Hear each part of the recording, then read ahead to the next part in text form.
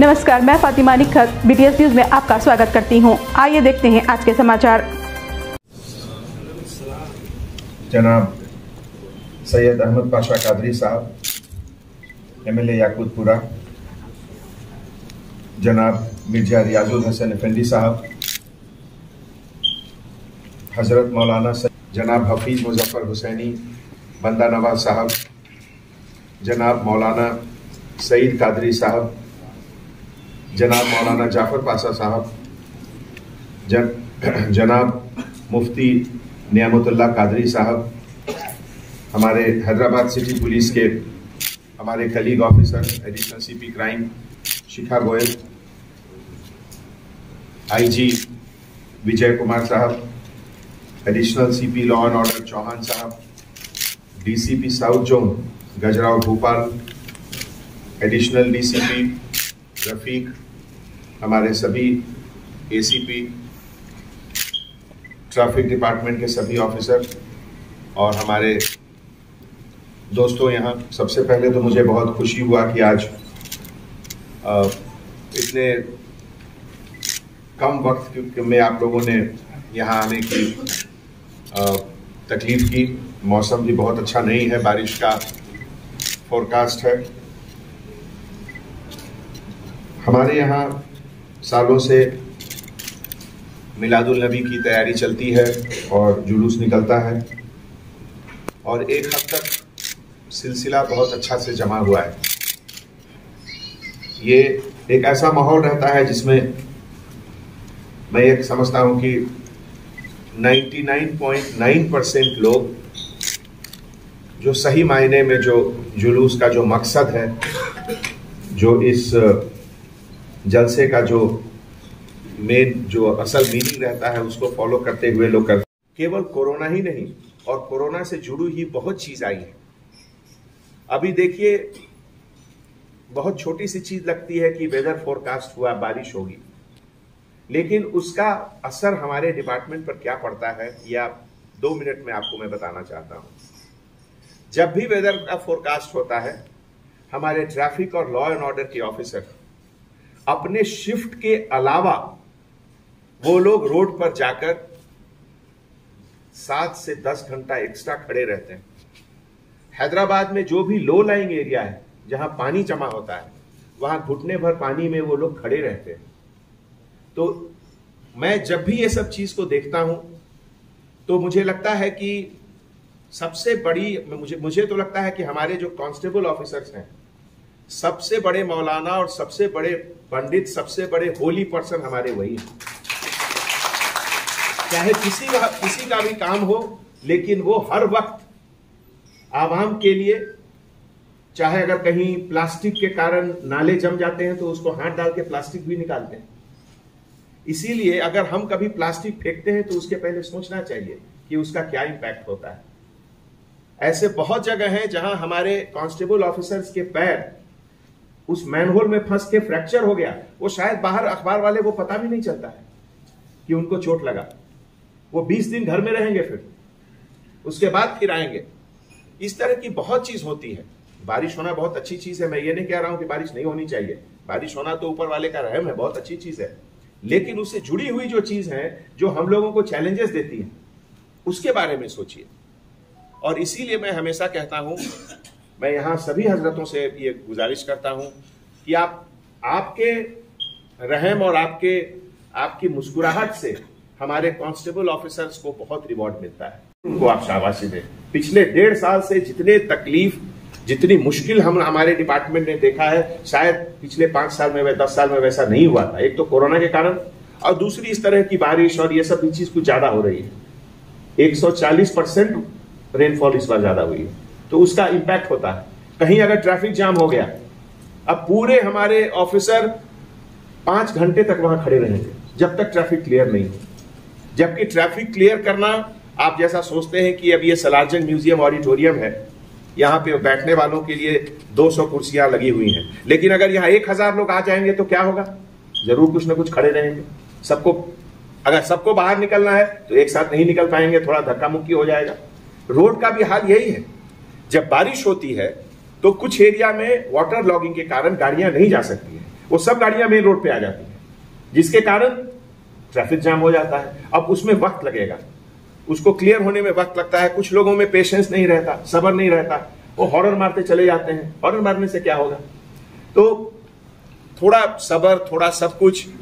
और मैं तो कहता हूं कि हर 2 महीने, 3 महीने, 4 महीने में जब भी कोई फेस्टिवल आता है, कोई ईद आता है, तो हमेशा हम लोगों को इस चीज के बारे में जरूर सोचना चाहिए कि हमारा सोसाइटी, हमारा अगला नस्ल किस डायरेक्शन में जा रहा है।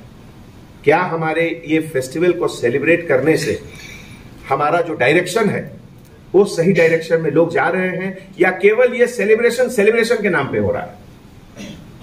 केवल अगर सेलिब्रेशन के नाम पे हो गया फिर तो उससे कोई फायदा नहीं है। लेकिन अगर वो मुझे बेहतर बना रहा है, एक कम्युनिटी को बेहतर बना रहा है, तब इसका इंपैक्ट बहुत ज्यादा रहेगा।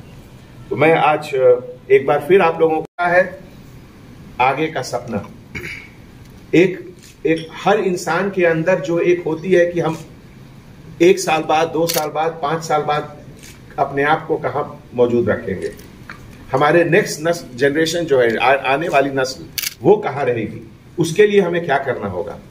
इन सब का नतीजा निकलता है कि हमारा जीडीपी बढ़ता है। और इसीलिए हैदराबाद, अगर आज जब भी आप अखबार उलट के देखिए तो अभी शमशाबाद से थोड़ी से एक आगे जगह है जहां अमेज़न ने 500 एकड़ जमीन लिया है, वो वर्ल्ड का सबसे बड़ा स्टोरेज सेंटर रहेगा। कितनी टन की वहां सामान की स्टोरेज रहेगी आप अंदाजा नहीं लगा सकते। अपने आप में एक शहर रहेगा वो। ये सब चीज अगर यहां हो रही है तो इसमें आपका हर एक हैदराबादियों का कंट्रीब्यूशन है। और उसके पीछे आज जो आप लोगों ने नारा लगाया हिंदुस्तान का, हमारी ताकत वही है और इसीलिए हम आगे बढ़ रहे हैं। दोस्तों, हर मजहब में नबी हुए, हिंदू में उसे अवतार कहते हैं कुछ लोग, उनके जन्मदिन, बर्थडे के सेलिब्रेशन का एक सिलसिला रहता है। सिलसिला का सबसे पहला कारण तो कि हम लोग सबको खुशी होती है कि आज का दिन इस दुनिया में नबी आए थे। उसके साथ जुड़ा हुआ एक और चीज रहता है। आज मैं सुन रहा था तकरीर में, कितनी अच्छी अच्छी बातें हो रही थी कि 40 घर दाहिने, 40 बाएं, 40 आगे, 40 पीछे। अगर इस चीज को सही हम सुनते हैं हजरत से बैठकर बात करके। अभी हमारे एमएलए साहब ने एक बहुत अच्छी चीज बताई, अहमद पाशा कादरी साहब ने, कि जब वो, बहुत पहले की बात है, मैं ये नहीं कहना चाहूंगा कि जब वो जवान थे, अभी भी है वो जवान, लेकिन इसलिए पहले की बात वो बता रहे थे कि यहां पे दंगल होता था, इस जगह पे कुश्तियां होती थी। और देखिए आज तकरीर हो रही है। समय बदलता है, वक्त के तकाजे के साथ हम लोग आगे जाते हैं, पीछे की चीज को पीछे छोड़ते हुए जाते हैं। तो ये सब चीज से एक सोसाइटी को आगे बढ़ने का कितना खूबसूरत एक तरीका मिलता है हम लोगों को। और आने वाले समय में, अभी परसों चार मीनार के पास एमएयूडी सेक्रेटरी साहब, एमएलए साहब, एमपी साहब, हम लोग सब वहां देखने गए। जैसा कि आप लोगों ने पढ़ा होगा अखबार में, एक नया प्रोग्राम शुरू हो रहा है, एक शाम चार मीनार के नाम। तो चार मीनार एक ऐसी चीज है जिसको हैदराबाद नहीं, पूरी दुनिया जानती है कि चार मीनार क्या है। हमारी पहचान है हैदराबाद की चार मीनार। और मुझे सच पूछिए तो बहुत ख्वाहिश होती है कि चार मीनार का एरिया को और सुंदर बनाया जाए, और बनाना चाहिए। मैं देखता हूं तो मुझे तकलीफ होती है कि वहां गंदगी कभी अगर नजर आती है तो मुझे बहुत तकलीफ होती है। अभी मैं एमएलए साहब से वही जिक्र कर रहा था कि हम लोग जनरली कभी फ्राइडे को चले गए वहां, या कुछ मीटिंग हुआ तो चले गए, या कुछ जलसा हुआ तो चले गए। उतनी सुबह बहुत कम जाते हैं हम लोग, लेकिन उस दिन गए तो कुछ अच्छा भी लगा, कुछ अच्छा नहीं भी लगा। इसीलिए मैं एमएलए साहब से दरख्वास्त करता हूं कि ये सब चीज तो आप ही लोग करा सकते हैं, और मुझे पूरा यकीन है कि जरूर मिलकर करेंगे आप लोग। दूसरी चीज है हमारे पुलिस डिपार्टमेंट के बारे में। आज हमारे यहाँ सभी ऑफिसर नहीं, लेकिन जो भी ऑफिसर मौजूद हैं उनके बारे में मैं कहना चाहूंगा। दोस्तों, पिछले शायद उनको सही तरीके से उनके पेरेंट्स का कंट्रोल नहीं रहता है उनके ऊपर, जिसके कारण कभी कुछ एक्सीडेंट्स होती हैं, चोट लगती है लोगों को, चाहे वो बाइक एक्सीडेंट हो या जो भी हो। दोस्तों, ये हिंदुस्तान की आज चर्चा हुई तो उस पर मुझे बहुत अच्छा लगा कि हर मजहब, हर दीन के हर फेस्टिवल को सेलिब्रेट करते हुए जहन में अपने देश का जज्बा को हमेशा बरकरार रखना, ये बहुत अच्छी चीज है।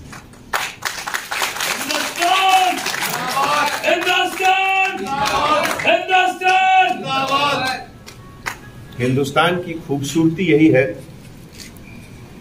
दुनिया में शायद ही कोई देश है जहां इतने किस्म के लैंग्वेज बोले जाते होंगे। शायद 300 तो काउंटेड है। इतने तरीके से लिबास पहने जाते हैं, इतने तरीके के खाने के सामान, क्विजीन खाने के तरीके हैं। हर किस्म के लोग, दिखने में भी हम लोग सब एक नहीं लगते हैं, लेकिन फिर भी हम सभी को अगर कोई एक चीज जोड़ती है तो वो है हिंदुस्तानियत। और यही एक ऐसा चीज है जो हम लोगों को दुनिया के किसी भी देश से अलग रखता है। बड़े बड़े सिविलाइजेशन, कल्चर आए और चले गए, लेकिन एक हिंदुस्तान ही ऐसा है जहां बहुत मुश्किलें भी आई, बहुत तकलीफें आई, लेकिन फिर भी आज हम लोग बरकरार हैं।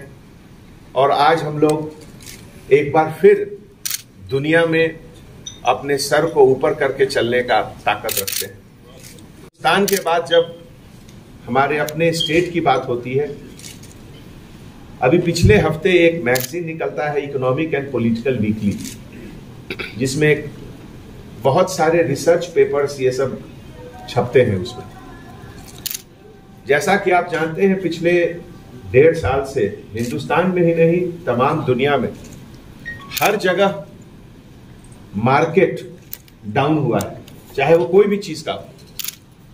हर चीज की बिक्री कम हुई है। बड़ी बड़ी कंपनियों की, जिसे कहते हैं, बिल्कुल हालत खराब है सबका। बहुत सारे देश, स्टेट का भी हालत खराब है। लेकिन आप लोग को ये जानकर खुशी होगी कि एक कहते हैं GDP growth rate, total state के सभी लोग मिलकर जो प्रोडक्शन कर रहे हैं, जिस किसी भी फील्ड में हो, जो एग्रीकल्चर में है वो एग्रीकल्चर का कर रहे हैं, जो फैक्ट्री में है वो फैक्ट्री का कर रहे हैं, जो सर्विसेज दे रहे हैं, जो सर्विसेज सेक्टर जैसे हॉस्पिटल में जो काम कर रहे हैं, जो सर्विस, सब मिलाकर एक जो प्रोडक्शन होता है जिसको ग्रॉस डोमेस्टिक प्रोडक्ट कहते हैं। तेलंगाना का जीडीपी पिछले 1 साल में 12% ग्रोथ रेट रहा है, जो कि हिंदुस्तान में नंबर 1 है। बड़े बड़े स्टेट जिनके बारे में और जिनके मॉडल के बारे में बहुत चर्चाएं होती थी, उनका ग्रोथ रेट 2%, 3%, 4%, और हमारे तेलंगाना का 12%। ये कितनी बड़ी बात है कि ऐसे वक्त में जब तमाम दुनिया के सभी लोग, इकोनॉमिक कंडीशन उनका बिल्कुल नीचे है, हम अभी भी ऊपर जा रहे हैं। ये इसलिए संभव है केवल अमन और चैन के कारण ही नहीं। अब मैं इससे एक स्टेप आगे कहूंगा, और हर इंसान इसको फॉलो करे तो हिंदुस्तान में गरीबी कभी रह ही नहीं सकती। कितनी बड़ी बात है ये, कितनी बड़ी बात है। और हजरत ने फरमाया कि फास्टिंग के समय भी, रोजे में तीसरे दिन भी, न जानते हुए कि कौन है वो, लेकिन अपने रोजे का खाने का सामान उनको दे दिए। इससे बड़ी चीज और क्या हो सकती है। इन सब चीजों को केवल मिलादुल नबी के समय चर्चा करना नहीं, हर वक्त हर दिन इसका चर्चा होना चाहिए। अगर हम लोग अपने बताए हुए रास्ते पे, अपने से बुजुर्गों के रास्ते पे, अपने नबी के रास्ते पे, अपने जो सभी मजहब के जो बड़े लोग हैं उनके बताए हुए रास्ते पर चलना अगर सही माने में चाहते हैं, तो जितनी ज्यादा उसकी चर्चा हो, जितनी ज्यादा जगह उसकी चर्चा हो, हर मौके पे उसकी चर्चा हो, चाहे वो कुरान पढ़ने का बात हो, चाहे वो गीता पढ़ने का बात हो, पढ़ने से ज्यादा जरूरत है हम उसको अपने जिंदगी में कहां तक अमल लाते हैं। बहुत बहुत बड़ी चीज है। और इसीलिए मैं यहां जब भी आता हूं तो हमारे हजरतों के कंपनी में अपने आप को इतना मैं खुश नसीब पाता हूं कि हर बार कुछ न कुछ सीख कर यहां से जाता हूं। और हर इंसान के अंदर यही कोशिश रहनी चाहिए कि हर मिलादुल नबी में और अगले मिलादुल नबी के बीच में ऐसी कौन कौन सी चीज है जिसमें मुझे कोशिश करनी चाहिए अपने आप को एक बेहतर इंसान बनाने का। मोहम्मद सल्लल्लाहु अलैहि वसल्लम के पूरा जिंदगी एक मैसेज है। पाशा कादरी साहब MLA, जनाब रियाज हसन अफंडी साहब MLC, जनाब मुफ्ती खलील अहमद साहब, हजरत मौलाना सैयद शाह औलिया हुसैनी मुर्तज़ा पाशा साहब, जनाब फासी। जैसा कि आप लोग जानते हैं, टैंक बंद पे संडे फंडे का एक बहुत सक्सेसफुल कोशिश पिछले 2 महीनों से हम लोगों ने किया GHMC के साथ मिलकर। उसी तरीके से चार मीनार जो हमारी पहचान है हमारे शहर का, वहाँ भी हर दूसरे संडे यानी कि ऑल्टरनेट संडे महीना में 2 बार शाम को एक प्रोग्राम रखेंगे, जिसमें कि कभी कुछ कल्चरल प्रोग्राम होगा, कभी कुछ जैसे कल पुलिस डिपार्टमेंट के तरफ से हमारा एक बहुत अच्छा पुलिस का बैंड है, उस बैंड का डिमॉन्स्ट्रेशन होगा। तो इस सिलसिले में कहाँ कहाँ पार्किंग होगी, कहाँ डाइवर्शन होगा, हमारे DCP ट्रैफिक करुणाकर साहब ने उसके पूरा इंतजामात किए हैं। तो मैं उनसे गुजारिश करता हूँ कि आप कुछ लफ्ज़ बताएं उसके बारे में।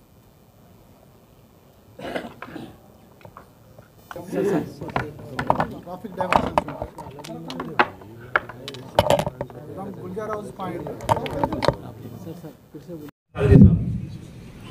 उनको भी सुनना है और उनसे भी कुछ नसीहतें हमको जो है पाना है। और ज़रूर नसीहतें तो सब करते हैं मगर अमल भी हमको करना है। अभी सईद खादरी साहब ने जो बेहतरीन बातें बताई हैं, तो अल्लामा इकबाल की वो शेर याद है मुझे, इकबाल बड़ा उपदेशक था मन बातों में तो मोह लिया, गुफ्तार का गाजी बन तो गया किरदार का गाजी बन ना सका। तो 1400 साल से हम तो ये तालीमात को कहते भी आ रहे हैं, सुनते भी आ रहे हैं, मगर अब हमें ये अहद करना है कि ऐसे मिलाद पाक के मौके पर जो हमने अहादीस पाक को सुना है उस पर मिन्नवाल अमल करेंगे, तो फिर समझेंगे कि हम आका के सच्चे गुलाम हैं। तो क्या हम अपना खुद का जायजा लें कि जो हम आका के मानने वाले हैं, तो आका का ये हुक्म है कि हमारा कोई पड़ोसी भूखा ना रहे। तो अब कितने लोग इस पे अमल करते हैं वो हमको देखना है इंशाल्लाह। तो मैं समझता हूँ सईद खादरी साहब के पूरे पड़ोसी माशाल्लाह कोई भूखा नहीं रहेगा, तो फिर इंशाल्लाह ये गरीब ये फकीर हकीर हाफिज मुज़फ़्फ़र खान खादरी का पड़ोसी भी कोई भूखा नहीं रहेगा इंशाल्लाह। बल्कि हम तो खा के खिलाना है, बल्कि हम नहीं भी खा के खिलाना है। ये तो शहजादे रसूल करीम अलैहिस्सलातु तस्लीम की शान रही है इंशाल्लाह। हम अहले बैत व अथार के जब मानने वाले हैं तो खुदा की कसम उनकी सीरत को भी हमको अपनाना पड़ेगा। तो हम तब कहेंगे कि हम सच्चे गुलामाने अहले बैत भी हैं और आका के गुलाम भी। बोलिए कहेंगे ना इंशाल्लाह? करेंगे इंशाल्लाह। आइए, आप सब में पहले हमारे गजाराव भोपाल साहब ने जो खुशखबरी सुनाई है मिलाद के जुलूसियों के लिए जो तरान गुट्टे की ओर से आते हैं कि एक दिन के लिए ब्रिज जो खोला जा रहा है, हम ममनून और मशकूर हैं कमिश्नर साहब के और उनकी पूरी सारी टीम के तहे दिल से Sunni United forum of India की जानिब से हम तहे दिल से शुक्रिया अदा करते हैं। कबूल फरमाए, अल्लाह इनकी उम्रों में बरकत अता फरमाए और इनके ख्यालात को हमेशा ऐसे फूल की खुशबू की तरह आबाद रखें। आइए एक दो गुफ्तगू कर मेरा पैगाम। का शहर है, यहाँ सब भाईचारगी से रहकर अपने अपने मजहबी मरासिम को अता करते हैं। मेरी उम्मीद है कि मिलाद जुलूस 12 रबीउल अव्वल शरीफ को मुकम्मल अदीम शान पे हमारे पे निकलेगा, इख्तिताम को पहुँचेगा। यकीन अभी किसी किस्म की हिदायत की ज़रूरत ही नहीं, 15 साल से जुलूस निकल रहा है, लोग उसके लिए तैयार हैं। नज्म ज़ब्त का लिहाज करते करते आदत हो गई है, पुरअमन तरीके से निकाला जाता है। इंशाल्लाह अभी भी निकाला जाएगा। और अब के साल बहुत सारे इनफरादियत के तौर पर कलमे का बिट करते हुए, नारे बुलंद करते हुए पुरअमन तौर पर रास्ते से गुजरेगा। जगह जगह पे इनका इस्तकबाल किया जाता है। वो इस्तकबाली मराकज से गुजरते हुए इख्तिताम को पहुंचेंगे। मैं फिर एक मरतबा यूनाइटेड मुस्लिम फोरम के तमाम जिम्मेदारों को और कमिश्नर पुलिस हैदराबाद अंजनी कुमार साहब को मुबारकबाद पेश करते हुए इजाज़त चाहता हूँ। शुक्रिया। खुदा हाफ़िज़। बिस्मिल्लाहिर्रहमानिर्रहीम। जनाब इज्जतमाद अंजनी कुमार साहब, कमिश्नर बल्दिया, कमिश्नर पुलिस हैदराबाद, मौलाना सैयद औलिया हुसैन मुर्तज़ा पाशा साहब, मौलाना जाफर पाशा साहब, मौलाना सैयद अहमदुल्लाह हुसैन साहब, मौलाना मुजफ्फर हुसैन साहब बंदा नवाजी, मिर्ज़ा रियाजुल हसन अफंदी साहब, पुलिस के तमाम आला अहदेदार, हाज़रीन किराम, मिला जुलूस की वसी पैमाने पर तशहीर हुई है, उसकी कामयाब इनेकाद के ज़िमन में ये इजलास तलब किया गया है। मेरी नेक तमन्नाएँ हैं ये जुलूस शहर हैदराबाद का अपना एक इनफरादी हैसियत रखता है और मिलाद पाक के दिन नहायत ही नज़्म ज़ब्त के साथ, अक़ीदत के साथ इस जुलूस को निकाला जाता है। मुझे तवक्को है कि माजी की तरह अभी भी ये जुलूस अपनी रिवायत को बरकरार रखते हुए मुकर्ररा रास्ते से गुजरते हुए इख्तिताम को पहुँचेगा। यकीनन दाई इस्लाम, दाई अमन भी है सरकार आलम सल्लल्लाहु अलैहि वसल्लम, इसलिए हमारे मजहबी तकारीब इंतहाई नज़्म ज़ब्त के साथ और पुरअमन तौर पर अंजाम पाते हैं। मेरी नेक तमन्नाएँ आपके भी वही होगा। इस ज़िमन में पुलिस के जो वसी इंतजाम किए जाते हैं वो लायक सिताइश है हर तरीके से, क्योंकि जिसका जो इक़्तिदार पे रहता है उसकी जिम्मेदारी है कि वो तमाम त्योहारों में, तमाम ईदों में वो इंतजामात मौसर तौर पर करे। हैदराबाद में जो तरीक़ेकार रहा मनाई जाती है, उसके अलावा आवाम को और ख़ासकर नौजवानों को याद रखना कि वो दूसरों को तकलीफ ना, छोटी छोटी बात आप याद में रखें और याद भी रखें कि कोरोना की ये वबा अभी तक ख़त्म नहीं हुई, कम ज़रूर हुई लेकिन ख़त्म नहीं हुई। ये पूरे याद रखें। जो अभी तक रिपेयर में है वो इंजीनियर काबिल तवज्जो है कि इस्लामी तालीमात जितने भी हैं वो सिर्फ समीत दायरे तक नहीं है, बिल्कुल वसी तालीमात देता है। इस्लाम हरकत और नाकस के लिए देता है। रोज़ महशर रब्बे खदीर बनी नौ इंसान से पूछेगा, हर बनी आदम से। अन अबी हुरैरा रज़ियल्लाहु तआला अन्हु क़ाला क़ाला रसूलुल्लाह सल्लल्लाहु अलैहि वसल्लम इन्नल्लाह तबारक व तआला अज़्ज़ व जल्ला यक़ूलु या इब्न आदम मरिज़तु फलम तउदनी, कि ऐ बनी आदम मैं बीमार था, तूने मेरी मिजाज कुर्सी क्यों नहीं किया। तो बंदा कहेगा, सब बंदा, चाहे अंजनी कुमार साहब हो, चौहान साहब हो, मैडम हो, कोई भी हो, औलिया हुसैनी साहब हो, गोल्डी साहब हो, कोई भी हो, पूछेगा या इब्न आदम मरिज़तु फलम तउदनी, कि मैं बीमार था, तूने मेरी मिजाज कुर्सी नहीं किया। तो बंदा बोलेगा या रब्बी कैसा अऊदुका व अंता रब्बुल आलमीन, आप तो रब्बुल आलमीन हैं, मैं कैसे आपकी मिजाज कुर्सी करूंगा। तो रब फरमाएगा हम आलिमता अन्ना अब्दी फुलानन मरीज़ा लहू फलम तउदहु, हम आलिमता फइन्नहु लउतहु लवजदतनी इंदहु, कि बस सुन ले ऐ मेरे बंदे, क्या तुझे मालूम नहीं था कि मेरा फला बंदा बीमार था। या बंदे से मुराद है चाहे अकबर शरीफ हो या कोई भी हो, कोई भी हो, रामाया साहब हो, कोई भी हो, लफ्ज़ बंदा अगर हम जानते हैं कि कोई बंदा बीमार है, चाहे हमारे पड़ोस के हुक्म में लीजिए, कोई भी बंदा रहो, सिख रहो, ईसाई रहो, मुस्लिम रहो, सरदार कोई भी रहो, कि अगर कोई बंदा बीमार है उसकी बीमारी का इल्म रखते, अगर उसके साथ हम तीमारदारी का सुलूक नहीं करते तो रोज़ महशर पूछ होगी कि है बनी आदम मैं बीमार था, अल्लाह फरमा रहा है कि उसके बंदे की बीमारी को मैं बीमार। तो बंदा पूछता है कि आप कैसे, आप तो रब है। तो बोले कि मेरा बंदा एक बीमार था, तूने उसकी मिजाज कुर्सी नहीं किया। अगर तू उसकी मिजाज कुर्सी करता, उसके साथ बेहतर सुलूक करता, तो उसका अगर मेरे पास पाता और मुझको वहां पाता। तो वैसे पानी के लिए भी, खाने के लिए भी ये सवाल होगा, तो बड़ी तफसील है वो इंशाल्लाह फिर किसी वक्त में। तो हम तहे दिल से शुक्रिया अदा करते हैं कि वो ब्रिज के खुलने का और बेहतरीन इंतजाम की यकीन है हमको, उम्मीद नहीं बल्कि हमेशा से करते आ रहे हैं, और जुलूस भी इंतहा से ज्यादा पुरअमन रहेगा।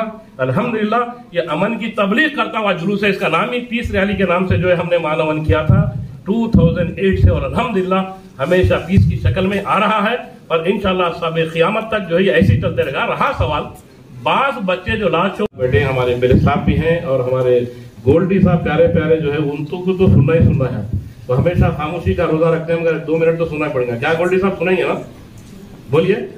बिल्कुल, बादशाह साहब तो है ताबे इमाम के तो है ही, मगर कभी कभी जो है मुख्तदियों को भी आगे रहना पड़ता, तो फिर इमाम साहब जो है खुल के देते हैं इंशाल्लाह। आइए एक दो बात, अभी टीसीबी साहब की गुफ्तगू सुन रहा था बगौर से मैं, वतन अजीज से मोहब्बत की बात बड़ी बेहतरीन बात है। अल्हम्दुलिल्लाह आका के जो गुलाम होते हैं वो अपने अजीज से बहुत ज्यादा मोहब्बत करते हैं, क्योंकि सरकार का फरमान है हुब्बुल वतन मिनल ईमान, तो एक तो फरमान के मुताबिक है, दूसरी चीज हम हिंदुस्तानियों को बड़ा फख्र करना है, बोलिए करिए ना, क्यों कि आका दो आलम सल्लल्लाहु अलैहि वसल्लम की जात मुबारका तो लिबास बशीरत में अरब की सरजमीन पे पैदा हुई, मगर उससे पहले हिंदुस्तान की सरजमीन पर सरकार दो आलम सल्लल्लाहु अलैहि वसल्लम का नाम मुबारक गूंजा गया। कैसे?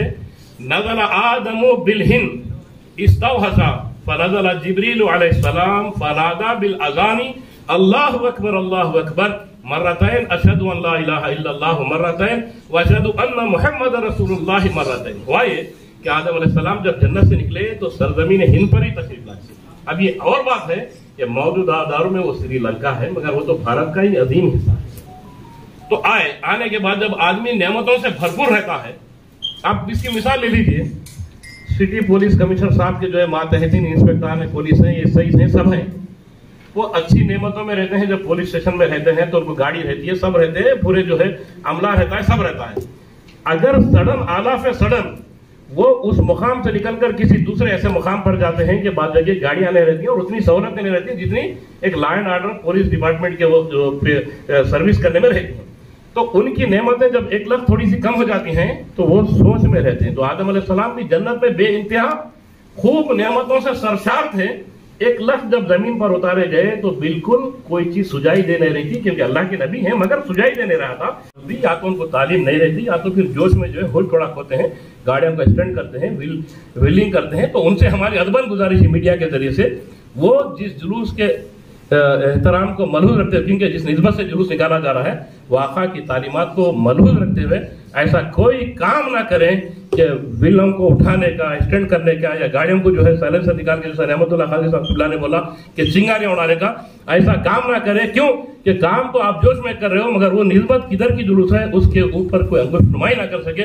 नौजवानों से मेरी खास तौर से अपील है, उन नौजवानों के माँ बाप से भी मेरी अपील है कि अपने बच्चों को सही तालीम और तरबियत दें, जरूर जुलूस का हिस्सा बनने की तरकीब दें, मगर ऐसा हिस्सा नहीं कि जो है गाड़ियों को जो है भगाते हुए, साइलेंसर निकाल के जो है वहशत और दहशत क्रिएट करते हुए ऐसा अमल ना करें।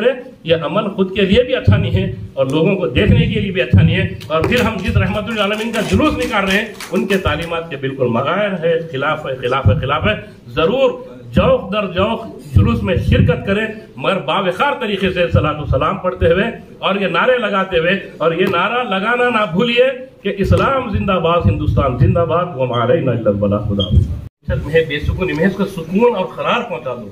तो जिब्रील रब के हुक्म से उतरे, उतरने के बाद क्या करते हैं काम कि हय्या अला सलाह हय्या अल फलाह की बात तो नहीं थी, क्योंकि नमाज की तरफ तो अभी होता मौका नहीं था, सिर्फ ये बोले कि मेरे नबी की वहशत दूर करो। तो जिब्रील हुक्म लेकर आए कि अल्लाह की किबरियाई बयान करें, भगवान की, रब की। उसके बाद फिर उसकी गवाही दी अल्लाह की। तो आदम सुनते रहे। जब मोहम्मद सल्लल्लाहु अलैहि वसल्लम ये नेम जब उनके कान में पड़ा तो आदम अलैहिस्सलाम को पूरे चीज़ें याद आ गए। जो गुमसुम थे वो बोल उठे कि या जिब्राइल मन मोहम्मद, ये ऐसा नाम है जिब्राइल कि जिसके सुनते ही मेरे बेचैन दिल को करार आ गया, मेरी बेसुकूनी का सुकून आ गया, मैं इस तरह आमेज कैफियत से बिल्कुल सुकून के माहौल में आ गया, सब चीज होना शुरू हुई। तो बोले कौन है जिब्राइल? तो जिब्राइल फरमाते हैं वलदुका मिन आखिरिल अंबियाई, आपके औलाद में से होंगे और आखिरी नबी बन करेंगे। तो हमारे मुल्क को ये अजीम एजाज हासिल है कि सब में पहले आका का नाम सरजमीन कायनात पर अगर गूंजा तो सरजमीन हिंद पर गूंजा। तो बोलिए हम फख्र से कहेंगे हम हिंदुस्तानी हैं। अब हमारे जाफर पाशा साहब प्रेस कॉन्फ्रेंस को गौर से सुने।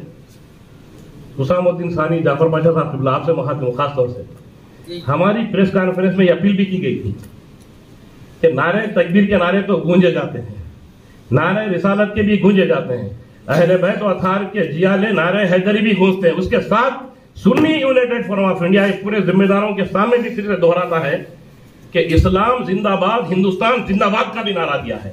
और फिर जहाँ पे जो मिलादी भाई जो झंडे पकड़ते हैं ना, पकड़ेंगे ना झंडे, तो उसके साथ कौन सा झंडा रहेगा? और एक साथ अपने हमारे मुल्क का तिरंगा भी लहराएगा इंशाल्लाह। बोलिए लहराएगा ना पक्का। तो हम इंसानी तालीमात का पूरा सबूत देंगे और उतने अजीज से मोहब्बत का पूरी दलील हर एक को बता देंगे जो लोग अंगुश नुमाई करते हैं, बताएंगे ना इंशाल्लाह। आइए अब एक गुफ्तगू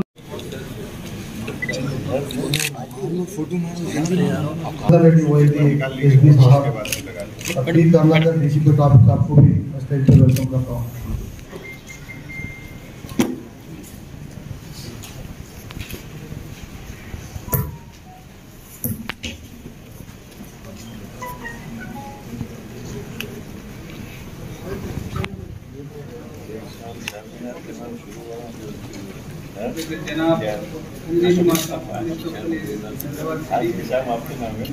इसी के साथ ही ये समाचार समाप्त होते हैं। दुआ और उम्मीद यही कि आप जहां कहीं भी हो खैर आफियत से हो, आपकी हर सू खुशगवार हो और हर खुशगवार सू का अंजाम बखैर हो। इन्हीं दुआओं के साथ मुझे और मेरी टीम को दीजिए इजाज़त। देखते रहिए BTS news. Like and subscribe करना ना भूलें। जय हिंद।